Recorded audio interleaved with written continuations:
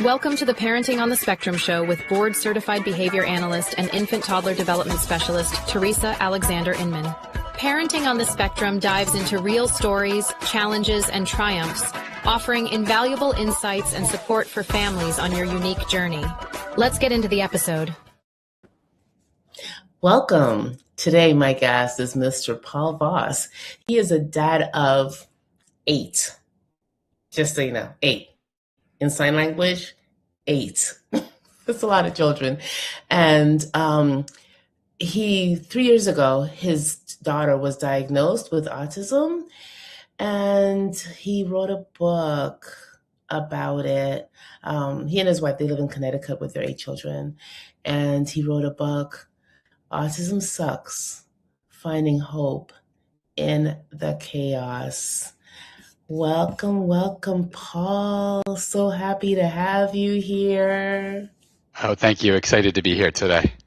Awesome. So glad to have you. So first of all, a dad of 8, that's a lot. There are people who struggle with 2 children. I had 2. Mm-hmm. And I thought, that was my maximum. And kudos to you and your wife. Oh, thank you. Yeah, you're welcome. And you are the authority now on children. And then now God gifted you with an autistic child, which now you've got to add to your repertoire of skills. That was one of the hard parts because I felt like I finally had parenting down and with our 7th, and I'm like, I'm going to be the best at ever. I know what to do. I know how to do everything. And then, yeah, it was not at all like I expected. Yeah, curveball. Oh my goodness. And some people might think, so in my line of work, I tell parents, oh, well, autism's a gift. Embrace it, make the best of it. And then Paul shows up, autism sucks. So tell us, Paul. I love your authenticity. I really do. I appreciate it because you know what? Yeah. There are parts of everything that suck. Mm-hmm. And embracing the suck, as I keep, my mentors keep telling me, through that, we grow and we learn and become better. So now you're really honing in your parenting skills with this segue, this side, with your daughter being diagnosed with autism. So tell us, how did it feel when you first received the diagnosis? Or how did you even know to get a diagnosis? Because there's some parents out there who they're like, how do I know? Yeah, and it was really hard to kind of get to a point where we were ready to do a diagnosis because she was delayed with speech. But when you have 7 other kids, you kind of learn kids. As a parent, my general advice is don't get too upset if one of your kids is delayed. Like they kind of catch up in a lot of things. So with having 7, I'm like, I wasn't too worried about the speech delay. Mm-hmm. Maybe I would have been more worried if I had 1 or 2 or if it was my first, but we had the speech delay. That was a big thing. And then sleep started declining pretty rapidly, waking up every 2 hours. And so we started speech therapy, and actually the first session we had with Connecticut has a program called Birth to 3 where a therapist comes to your house and works with them. But the first therapy session, she actually said, have you ever considered getting her tested for autism? And it kind of, to be honest, I didn't know a lot about autism at the time. I knew it was a spectrum and that was about it. And we ended up getting her tested as a result of it. But, from the time when she said autism till we got the test done, because it's not something you can always do just overnight, I just started researching more. And, it was clear to me before we got the test results that she had autism. And I was kind of hoping it was going to be autism because my wife didn't want it to be, just being transparent. But my thought was, well, if it's not, then there's something else wrong and we have to figure that out now. So, but I was so ignorant to what autism was. Like she would make sounds. So I would say well, she can't be nonverbal, non-speaking because she's making sounds. They're just not words yet. So it was quite a learning. Yes. And those sounds are encouraging though, because that's the start of Yes. communication. So, because I work with some clients and they go from not making a sound, at 3 or 4, and then all of Mhm. a sudden they're babbling. And like, yeah, that is, that's a Yes. sign. But then, um, like you said, it's not speech. So getting those services is vital to helping, or knowing what to do Yes. to help promote speech. Definitely. Yeah. So what motivated you to write the book? Initially, I was, after we found out the diagnosis, and if you go online to try to look for information, it's frustrating and I think overwhelming for a parent. Mhm. There's a lot of people with opinions. There's a lot of people with things like that they're selling that I don't know if it works or not, because some of it seems like a little over the top. This magic spray removes autism. Like, it works for some people. I just don't believe it does work. And so it was kind of out of frustration. And then there were some things we did that had immediate impacts for us. And I was thinking, like, I wish I would have known this, like, Mhm. when we first had the diagnosis, especially on the sleep, because the sleep issue went on for a very long time and it took us a long time to correct it. So, we added in a concept called earthing or grounding, where it's concept stand outside in your bare feet, you feel better. Well, they sell mats you can put on your bed and sleep on. Mhm. When I first heard about it, I was like, there's no way this works. Like, I'm not even like not considering it. And I read a book on it, and then I told my wife, all right, I'm convinced, let's try it. And the first night we did it, she slept 6 hours, and like that, and then continued to sleep 6 hours. It was, so to me, it was like, wow, like I wish someone I knew would have said, hey, like, no, you need to Mhm. do this. Um, Another thing was CBD. We were meeting with a specialist. She had recommended CBD spray. I didn't want to do it at the time. My daughter, though, she made us carry her everywhere. So out, Mhm. walks around the block, walks to the groceries, like everywhere, be carried. The first time we gave her the spray, she started walking on her own. And we don't Oh. carry anymore. So those are just two examples, but like that's Mhm. where if a parent's struggling and can maybe get some relief, that was the main reason. But kind of going back to what you talked about earlier, like as I was writing it, I started to realize there's been other benefits for my family as a result of the autism diagnosis. Like, we've started doing a lot more of our own research. We've changed our family's diet overall, which has benefited my other kids.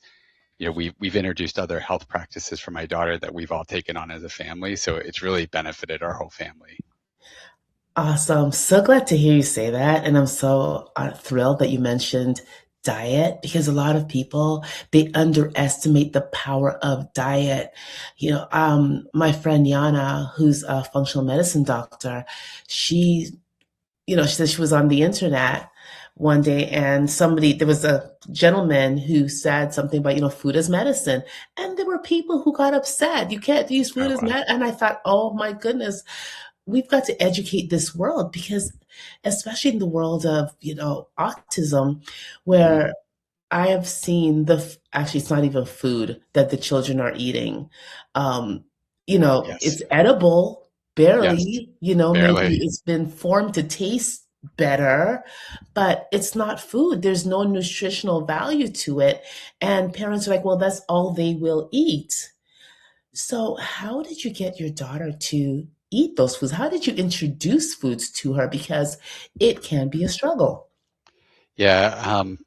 It's funny because I do hear a lot of parents talk about the struggle of getting their kids to eat things. I mean, for us, the big thing was not have it in the house, right? So like that was kind of the first thing, because if we have it in the house, she's going to want to eat it. Mhm. Um, and it was kind of building from there. Honestly, it was, that was kind of our first step. Get it all out of the house.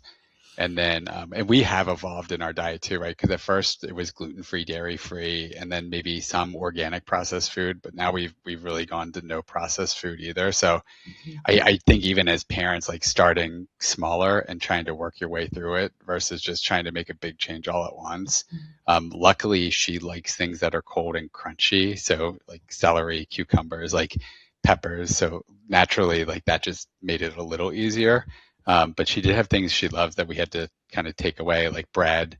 We actually don't let her have bread anymore. She loves ice cream. Luckily, there's an avocado ice cream she can eat. She also has allergies to we found out later she was allergic to like coconut, which really messed things up because most of the foods you buy that are healthier, a lot of them have coconut in it. So it's been a challenge. But yeah, we just kind of got rid of everything and did it in phases as well, as far as like, going off processed foods. Like we just initially it was gluten-free, dairy-free, and then just worked our way up to it.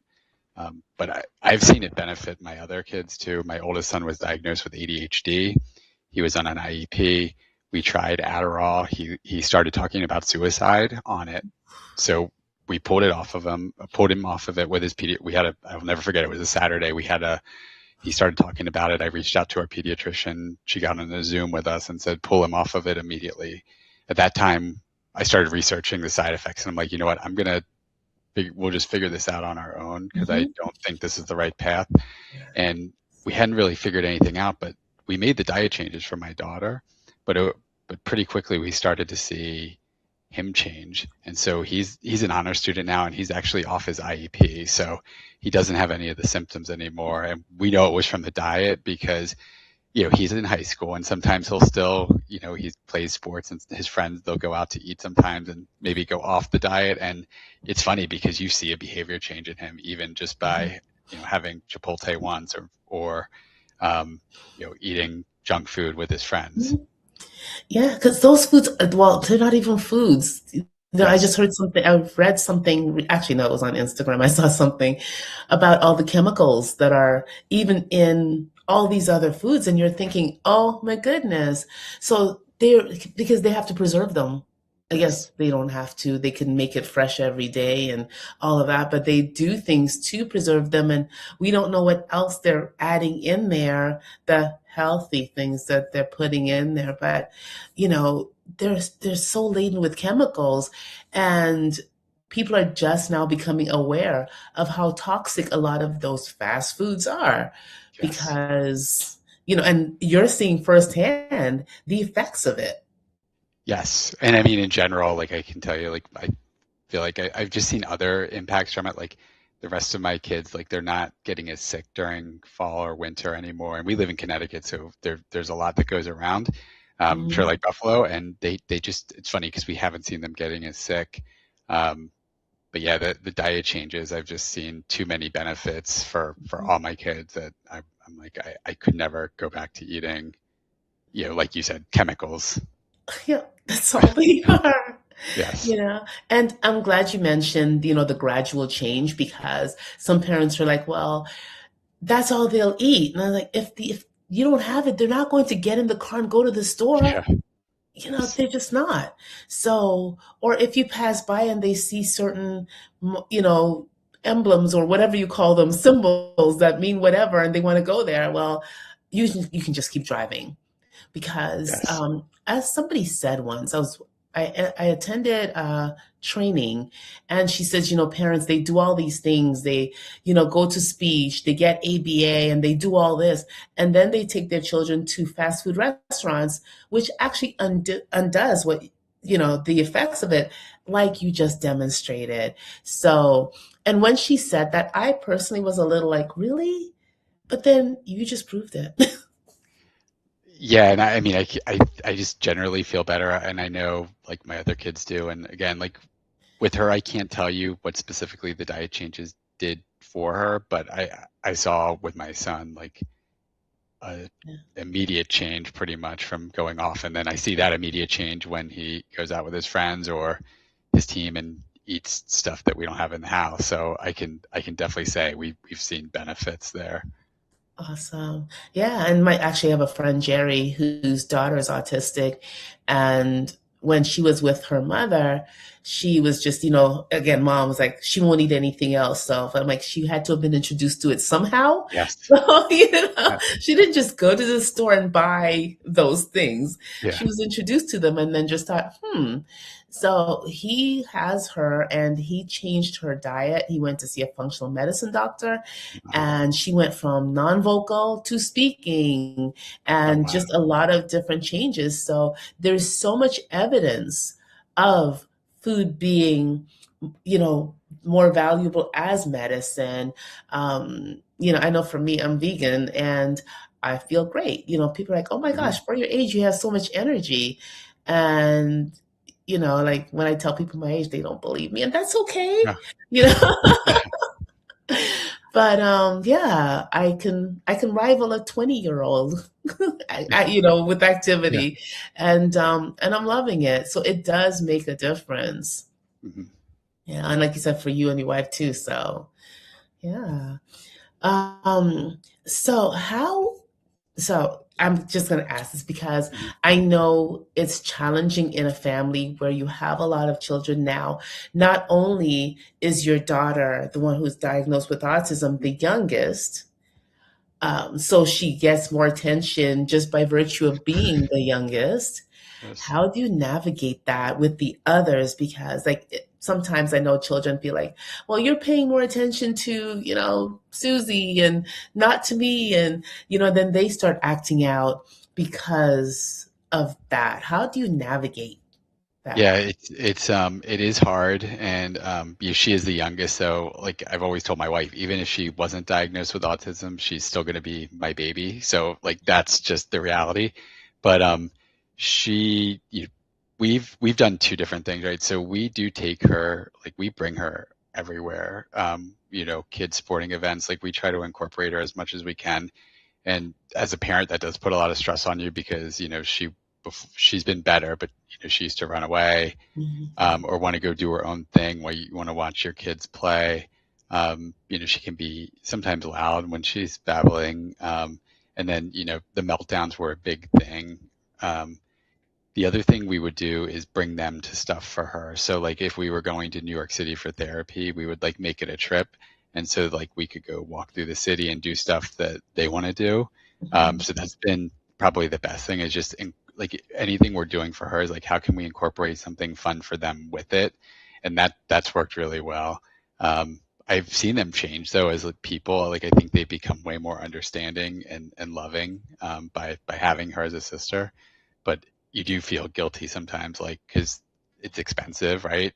More money is going to go to her no matter what we do, and more time is going to go to her, right? Because we're doing therapy pretty much. We have exercises we do with her all day, and then she goes to a therapist one day a week. That's like an hour away. So like we're just giving her more time no matter what. So it's been trying to find ways to incorporate them and make it something they want to do, and then bring her to kind of every event they have. So we're spending time and as a family together, and um, that's been probably the thing we've done the most is just try to do things together as a family.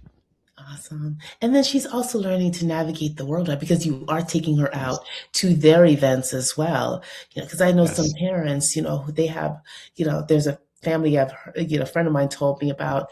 They have twins. One is autistic and the other one isn't. And the autistic child is at home, while Yeah. the other one goes out. And I thought, how are they going to learn? Like, please take them out. Don't stay in the house. Yes, I know you're dealing with the meltdowns, and I Mm-hmm. know people are watching, and I know it's embarrassing. It Mm-hmm. won't be that way forever because Yes. as they learn, behaviors change. Do you agree? Yes. I totally do.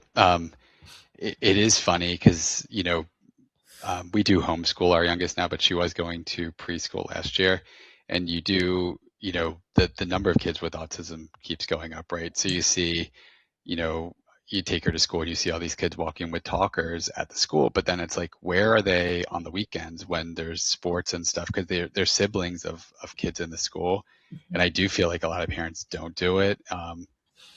And I totally understand why, but it's just plan ahead. We would plan ahead, tell her we're going, bring stuff for her to do, bring snacks. Like it really like there were times where it was awful, right? She had meltdowns. Like I will never forget one time she didn't know who like she it was like she didn't know who I was. She thought another lady was her mom, and like yeah, you feel like an awful parent. But I mean, I mean, I'm laughing about it now. So I mean, you get over it. And who cares, right? Like, who really cares? Um, so I'm a big fan of taking them everywhere and just, I mean, they're bring them everywhere and let them get used to it, get the experience. Absolutely. I always say the people who are judging you now, they'll judge you worse when the child is older and you haven't exposed them to this, so you're having those 3-year-old behaviors at 10 because they Yes. didn't learn to navigate the world at 3. They didn't start that experience. So now it's even more challenging. There are more sensory issues because they've been, away from all of that. They haven't been exposed to it. So it magnifies. And now you should be embarrassed. I mean, I'm not saying that No. judgingly. I hope it didn't sound that way. However, it just gets worse. So please just take them out. Oh, totally. I mean, I know, my youngest, she would like to run on the soccer field, and like, it's kind of cute at her age, right? When she's 3, 4, 5, but yeah, at 11, you would not want her running out there. So I've been able, me and my wife can tell her like, hey, don't do that. But yeah, imagine never bringing her, and then you take her at 10 and she runs on the soccer field. Parents are not going to like that. The refs aren't going to like that. Like, it's a big difference between, doing it at a young age and then an older age. Yeah, people are more forgiving. Yes. So, yeah, so please, I always tell parents, do the hard work now, and it only gets easier later. If you wait, the rest of your life will be challenging. Yeah. And you don't know what you don't know. So again, we're not here to judge, we're here to support, and we're here to just give you some ideas of what to do, how we can help you. Because that's the point of us being here, is to Yes. help, not judge. However, there's some things that you're just going to have to, grit your teeth and just do it, and do it in small amounts, like small bits. You don't have to go to the store for an hour. Try a minute, then try 5, and if Yeah. 5 is too much, then go down to 4. Just play around with it, so that, because in the long run, you're helping your child and you're going to make your life easier. Yes. I love how you said just push through it, because I've had a lot of people ask me, even, how do you do it on autism? How do you do it with 8 kids? And a lot of it is just kind of push. You do have to sometimes just push through it a little bit, because if you don't, it's easy to just stay in the same spot. And I know us pushing our daughter to go places, like it has helped, right? Like, she's not running away anymore at games. She's sitting more calmly. It's not overwhelming for her. But, again, like you said, if we waited till she was older to just start bringing her places, like, that's going to be I mean, that would be, I think, traumatizing for anybody, right? You never go to like a sporting event and then you're suddenly there's people around yelling everywhere. You don't know what's going on. Like, yeah, I love to just push through, and like you said, incremental, as much as you can take, and then, try again. Yep, exactly. And the other thing too, do you find though that it's helpful whether or not you believe your daughter understands or she'll respond to you when you speak to her about what's happening and explain things to her? Do you find that helpful? Yes, and we had heard that before. Like, that was one of the things that we'd heard a lot of. We started looking into it pretty early on, because we were going on an airplane. She was going to go to the dentist, and we have found that if we tell her, like, and it doesn't have to be, I know some people recommend doing books and other things to kind of story tell. We don't do any of that. We just kind of tell her, like, hey, we're going to go do this today, and this is what you're going to do. I have seen a big, an improvement there. And sometimes it's like she gets excited too, right? So that's the nice Mhm. part. If it's something she wants to do, you can kind of see her get a little excited about what she's going to do that day. But yeah, we've seen that go a long way, especially with new places or someone new. So she's aware of like what's going to happen. Yes, yes. And the parents are like, well, I don't do it because she doesn't understand. You don't know that. Right. Yeah. Yes. There is a teacher, Dr. Vayesh Sarati.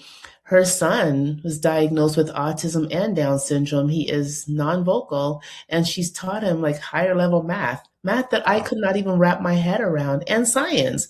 Oh, So wow. because they cannot speak doesn't mean, she doesn't believe in the label intellectual disability, Mm-hmm. which I love.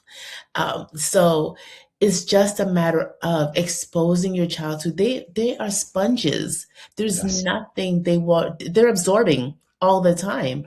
So pour it into them and watch them shine. I always tell parents, just sit back and watch sometimes, instead of trying to help or do, Mm-hmm. just sit back. Totally. Yeah. It's How a has lot of that stuff worked we out for you? Like what have you seen? What revelations have you made by sitting back and watching? um the it's funny. She can do a lot more for herself than sometimes I think I would give credit for early on. She, like you said, she knows how to communicate, just not with words. So it's cool to see her go and do stuff on her own, get what she wants, or get somebody else, like a brother or sister, to get them to help her with whatever she needs. So it's been cool to see that play out, like just the way she'll leverage, like pulling them, pointing, other cues to kind of tell them what she needs. I'm trying to think if there's anything else where we've seen her just kind of, a lot of it has been intentional working with her. So I'm trying to think if there's, I think the playing with her siblings, like we never really forced that, but we've seen her more, there were times where she would want to be alone in a room. If someone came in, she would get upset, yell at them, or make sounds, right? Get out, so we've seen her more. So we never really forced that, like going to sit with your siblings, but probably for the last 3 months, we've seen her just go and sit with them, and just spend time with them, which has been so cool to see. Yes, that is awesome. And she's going to learn more from them than she will from us anyway, from adults. So that's a beautiful thing. Yes. Awesome. Oh, Paul, our time has just flown by.